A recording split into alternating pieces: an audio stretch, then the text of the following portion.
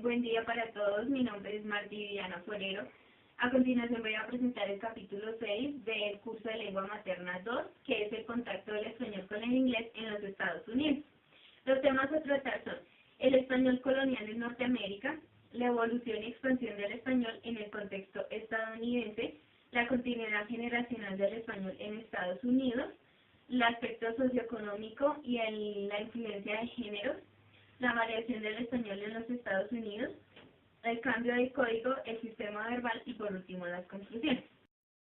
Entonces, el español colonial en Norteamérica se dio en el siglo XVI con la llegada de Juan Ponce de León en 1513. Los primeros conquistadores fueron los españoles en 1565 en las islas de San Agustín, en Florida.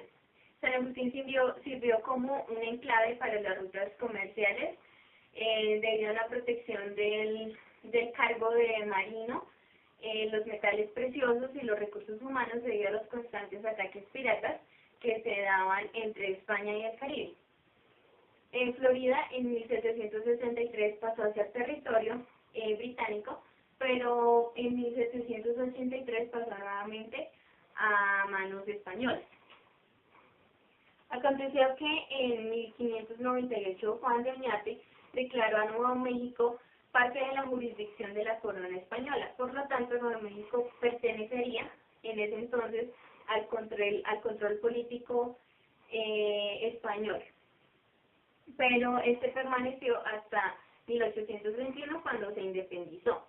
Sucedió que en Texas se separó de México en 1836 y se anexó en los Estados Unidos en 1845. Acá se generó un conflicto en los territorios de Río Grande, así que Estados Unidos le declaró la guerra a su vecino sureño en 1846. Se solucionó mediante la firma del Tratado de Guadalupe Hidalgo en 1848, donde México perdió 2/5 de sus territorios y también cedió algunos de sus territorios, como California, Nevada, Utah y Arizona.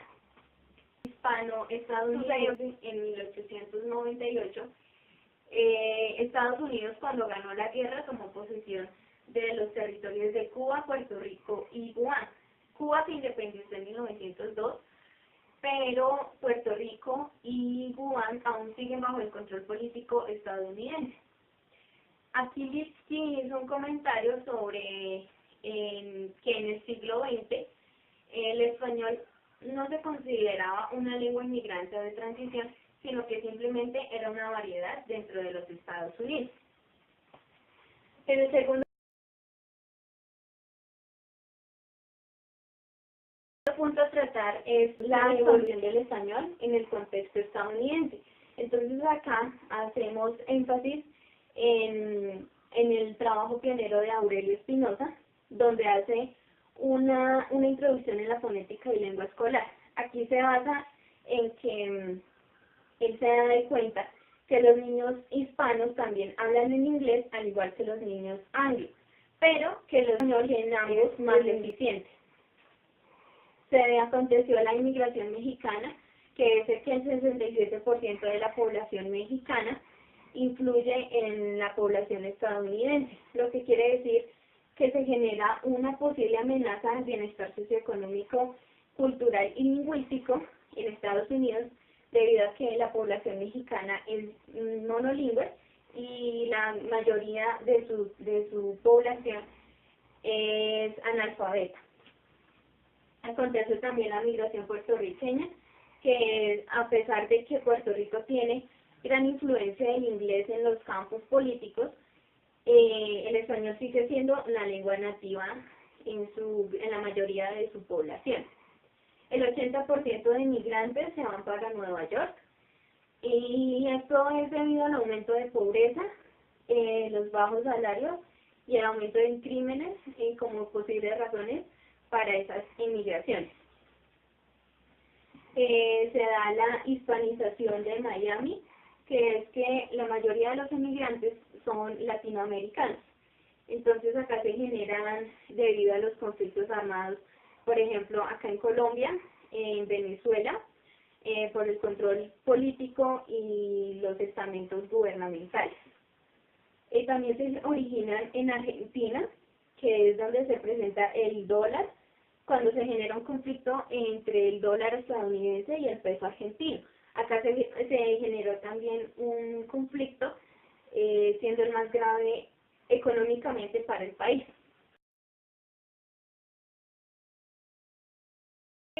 Y Oleg y Cobo Lewis observan una falta de habilidad formal en el español. Entonces, todo lo anterior, toda la inmigración mexicana, la inmigración puertorriqueña y la hispanización de Miami, nos sirve para confrontar porcentajes de que a medida que se incluyen habitantes en los territorios estadounidenses, a pesar de que haya ganado guerras, el español sigue siendo gran influencia, hasta el momento como no una lengua nativa, sino para puertorriqueños, pero sí como llevando sus orígenes en otros territorios. Entonces lo que influye es el bilingüismo y el monolingüismo en parte del Estado territorio mexicano. Entonces, en la falta de habilidad formal se ha debido al desplazamiento del español por el inglés, por lo que acabamos de comentar. El tercer punto es la continuidad generacional del español en Estados Unidos. Entonces acá Feshman hace una referencia en que el español solamente es utilizado para la relación familiar y social, y el inglés solamente son para ámbitos de trabajo y educación, donde hay más influencia. Entonces acá se crea otro conflicto entre los dos idiomas porque se le estará dando más valor a uno que al otro. También genera que observa que las esferas públicas en el español son más influyentes. Y Centella hace una observación en la tercera generación donde se corta esa cadena de fluidez verbal debido a que no hay una continuidad del idioma, sino que se corta. Le atribuye el dominio total del inglés a los puertorriqueños, a pesar de que su lengua nativa la abandono total al español debido a las actitudes positivas hacia el español, la popularidad de la música en el español, altos niveles de suficiencia comunicativa en español, los constantes flujos de inmigrantes hispanohablantes en la primera generación. El español no se deja atrás, a pesar de que el inglés en los Estados Unidos sea la lengua nativa. Por esta razón los inmigrantes están como más influyentes en cuestiones de sociología. Cashman hace una referencia en que en las primeras generaciones, a mayor porcentaje de monolingües, hay una mayor frecuencia del español. Entonces, en las primeras generaciones, lo que veníamos diciendo, a medida que se genera más fluidez o más adquisición de conocimientos sobre el idioma español, lo que generan es que sus hijos también aprendan este nuevo idioma.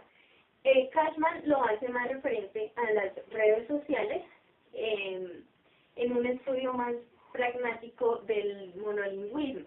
Entonces, cuando estas generaciones aprenden con mayor rapidez el idioma, sea español o sea inglés, también el mismo conocimiento depende del grado de fluidez que tengan. Entonces, lo que decían estos dos, Centella y Cashman, hace que en la tercera generación de la continuidad generacional tenemos el aspecto socioeconómico. Entonces, la mayoría de inmigrantes siempre van a Nueva York, Los Ángeles y Chicago, donde allí se realiza un estudio que sea bilingüe y tiene poco valor económico. Si uno es bilingüe o es monolingüe, se les va a pagar lo mismo en ciertas empresas porque no tienen el mismo valor económico, a pesar de que se puedan adquirir las dos lenguas. Entonces, lo que decíamos acá de Cashman, a mayor fluidez en primogénitos, también va a ser la misma fluidez en los hermanos menores.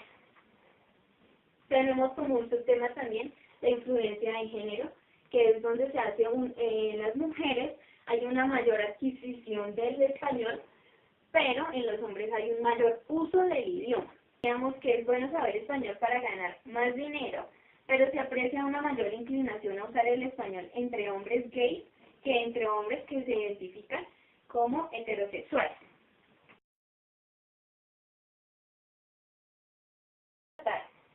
es la variación del español en los Estados Unidos.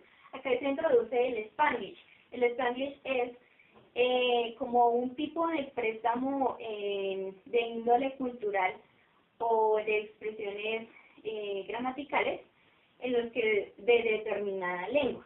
Entonces, aquí estaban, determina el Spanglish ignoran a su vez la influencia que han ejercido otras lenguas en la evolución del español. La clase obrera, en los estratos sociales, la clase obrera siempre tiende a adquirir mayor conocimiento sobre el español en la clase obrera. Pero en las clases altas y medias, la adquisición del nuevo idioma o del español es mucho más baja. Gramáticos y sintácticos, que es donde no ofrece una descripción del Spanglish como sistema lingüístico ni esclarece bases gramaticales de esta supuesta lengua híbrida.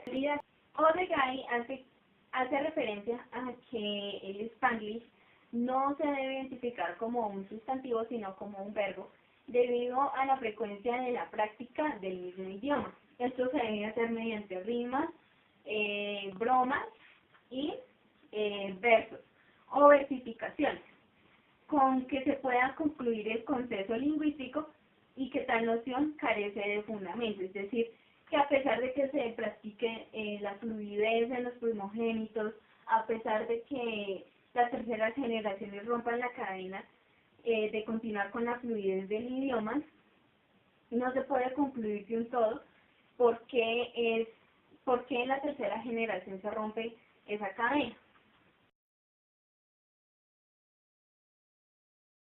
Lo determina Detroit y Kalman con 6 tipos de hablantes. Entonces, el primer tipo es el hablante monolingüe, que no emplea el cambio de código. El segundo es el hablante funcionalmente monolingüe, que no tiende a realizar el cambio de código, a pesar de que usa palabras raras ocasionales en inglés. El tercer tipo es el hablante funcionalmente bilingüe, que posee la capacidad de hacer cambios de código y participa en 2 tipos de redes sociales, fuera de la comunidad. El cuarto tipo es el hablante bilingüe mixto, que realiza frecuentes cambios de código, ya que es capaz de funcionar tanto en contextos monolingües del español como en el del inglés. El quinto es el hablante anfitrión funcionalmente bilingüe, que es donde tiene la habilidad de cambiar el código, la cual debe ser empleada para cambiar al inglés en situaciones tradicionalmente. El hablante anfitrión funcionalmente monolingüe es donde, aunque es capaz de atender el español, lo habla con dificultad. Centella reconoce 2 maneras de señalar un cambio de posición debido al código de cambio. Entonces, uno es el realineamiento, que es el cambio de tema, y la apelación de control, que es el de hacer pedidos o bromas. Aquí.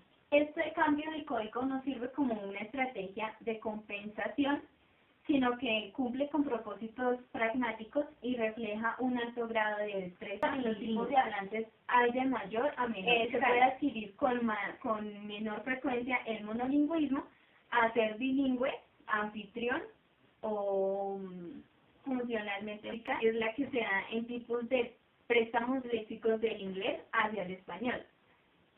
En esto se da el anglicismo potente o integral, que son en palabras, por ejemplo, speed, spray, self-service, ser híbrido, que es futbolista, palabras como futbolista, boxeo y estresado.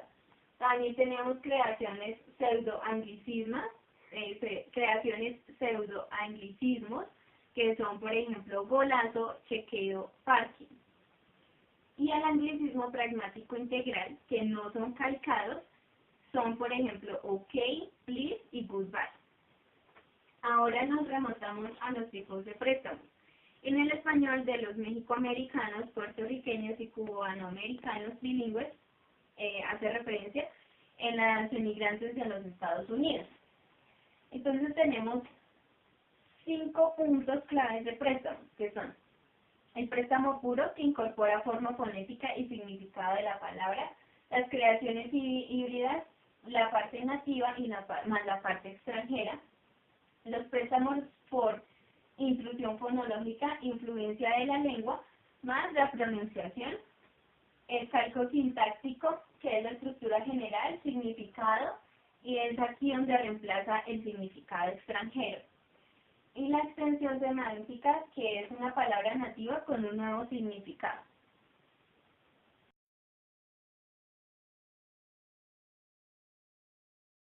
El español, formalmente a nivel universitario, da lugar a un sistema lingüístico de gran complejidad, donde las formas dialectales alternan con las estándares. Entonces, esto es dicho por Fairclough en el 2005, que hay una baja frecuencia entre tiempos gramaticales y que las formas dialectales alternan con las estándares.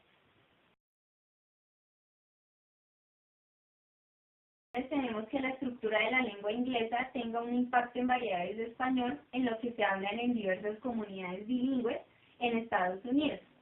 Y también se le atribuye principalmente la adquisición de los idiomas, pero en la tercera se rompe totalmente la cadena sin tener fundamento alguno. En Estados Unidos también se incorporan los principios teóricos en la adquisición del español. Esto no quiere decir que reemplace totalmente el idioma como con frecuencia, y el español es dominante en segunda generación, siempre y cuando los de primera generación se inclinen como a esa participación para que no se rompa la cadena en la tercera generación. Y en los Estados Unidos